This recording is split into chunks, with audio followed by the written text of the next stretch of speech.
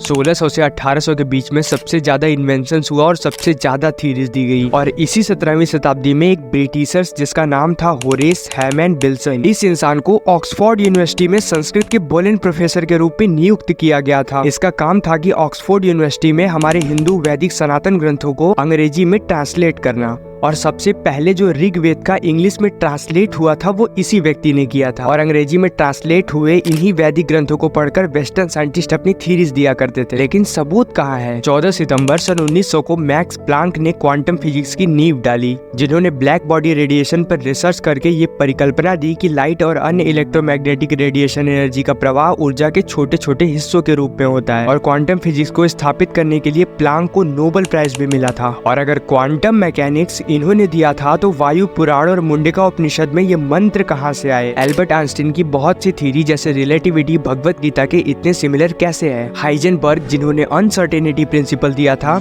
Irwin Schrodinger जो कि अपनी वेव इक्वेशन के लिए फेमस है, और नील्स बोहर, ये लोग नियमित रूप से वैदिक ग्रंथ पढ़ा करते थे। ये बात मैं नहीं कह रहा हूँ, ये बात उन्होंने खुद अपनी बुक में और अपने स्टेटमेंट्स में बोला है। लेकिन फिर वही बात, सबूत क्या है? तो आज की इस वीडियो में हम इसी टॉपिक पर बात करने वाले हैं। क्या वेस्टर्न साइंटिस्टों ने सच में हमारी थ्योरीज को कॉपी की है? और इसी वीडियो में हम इस चीज के प्रमाणों के बारे में भी बात करने वाले हैं।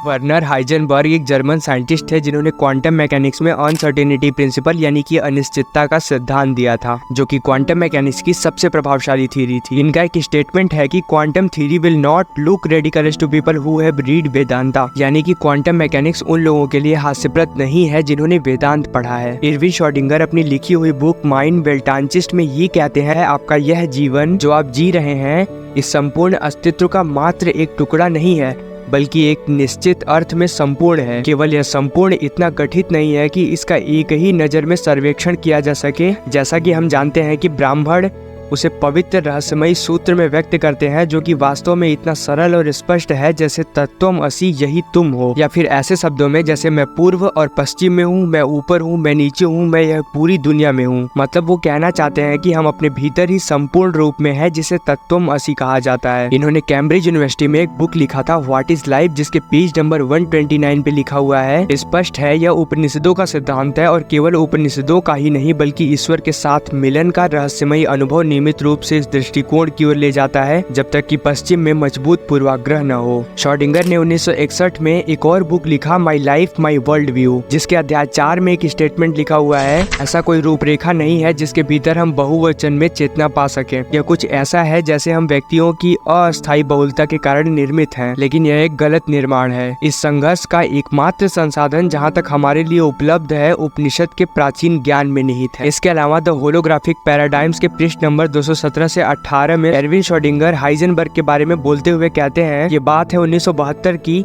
मैंने हाइजेनबर्ग के साथ कई बार चर्चा की, तब मैं इंग्लैंड में रहता था और मैंने म्यूनिख में उनसे कई बार मुलाकात की और उन्हें पूरी पांडुलिपि अध्याय दर अध्याय दिखाया। वे बहुत रुचि रखते थे और बहुत खुले थे, और उन्होंने मुझे कुछ ऐसा बताया जो कि मुझे लगता है कि सार्वजनिक रूप से किसी को भी ज्ञात नहीं है। और उन्होंने कहा कि वह इन समानताओं से अच्छी तरह वाकिफ है। जब वह क्वांटम सिद्धांत पर काम कर रहे थे तो वह व्याख्यान देने के लिए भारत गए और टैगोर के अतिथि, उन्होंने टैगोर से भारतीय दर्शन के बारे में बहुत सी बातें की, और हाइजेनबर्ग ने मुझे बताया कि इस बातचीत से उन्हें भौतिक में अपने काम में बहुत मदद मिली, क्योंकि उन्होंने उन्हें दिखाया कि क्वांटम भौतिकी में ये सभी नए विचार वास्तव में प्राचीन हैं। उन्होंने महसूस किया कि वास्तव में ये सब एक पूरी संस्कृति थी और जो कि बहुत से विचारों की सदस्यता लेती थी। हाइजेनबर्ग ने कहा कि यह उनके लिए बहुत बड़ी मदद थी, और नील्स बोहर को भी कुछ ऐसा ही अनुभव हुआ था जब वह चीन गए थे। एल्बर्ट आइंस्टीन खुद भगवत गीता पढ़ते थे, और भगवत गीता पर उनका एक स्टेटमेंट है कि जब मैं भगवत गीता पढ़ता हूँ और सोचता हूँ कि भगवान ने इस ब्रह्मांड को कैसे बनाया, तो बाकी सब कुछ मुझे बहुत ही अनावश्यक लगता है। उन्होंने अपनी book the world as I see it में भी लिखा है कि मैं मानता हूँ कि लौकिक धर्म भावना विज्ञान अनुसंधान के लिए सबसे मजबूत और महान उद्देश्य है। अब क्योंकि श्रोडिंगर जैसे वैज्ञानिकों के पास संस्कृत का प्रत्यक्ष ज्ञान तो था नहीं कि वो प्रत्यक्ष रूप से समझ सके कि हमारे वैदिक ग्रंथ वास्तव में कह क्या रहे हैं, इसलिए उन्होंने हमारे वेदों और उपनिषदों के अनुवाद पढ़े। रॉबर्ट ओपेनहाइमर सन 1933 में संस्कृत सीखी और श्रीमद् भगवत गीता को मूल रूप से पढ़ा था, और इसके बाद उन्होंने अपने जीवन दर्शन को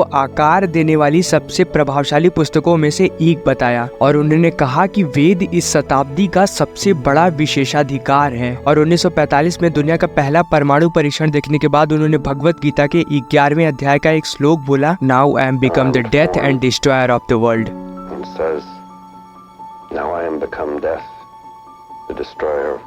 शायद ये बात आपको ना पता हो कि 14 जुलाई सन 1930 को एल्बर्ट आइंस्टीन और रविन्द्रनाथ टैगोर की मुलाकात आइंस्टीन के ही घर पर जर्मनी में हुई थी। एल्बर्ट आइंस्टीन उस समय अपनी रिलेटिविटी थ्योरी दे चुके थे और आप सोचो कि एक फेमस साइंटिस्ट भारत के एक कवि और संत से भला क्यों मिलना चाहेगा, क्योंकि उन्हें पता था कि भारत के पास ऐसी चीजें हैं जो कि खुद भारत के लोगों को नहीं पता है। उनके सनातन वैदिक ग्रंथ जिसमें बहुत सारे सिद्धांत हैं और बहुत सारी रहस्यमयी चीजें हैं जो कि पूरी दुनिया बदल सकती हैं। आज हमारे वेद, हमारे उपनिषद और हमारे पुराण सिर्फ हमारे संस्कृति का प्रतीक बनकर रह गया है। इसे पढ़ना कोई नहीं चाहता है और इसी अज्ञानता के कारण लोग अपनी ही संस्कृति को, अपनी महान संस्कृति को बर्बाद करने पर तुले हुए हैं। जय सनातन धर्म, हर हर महादेव।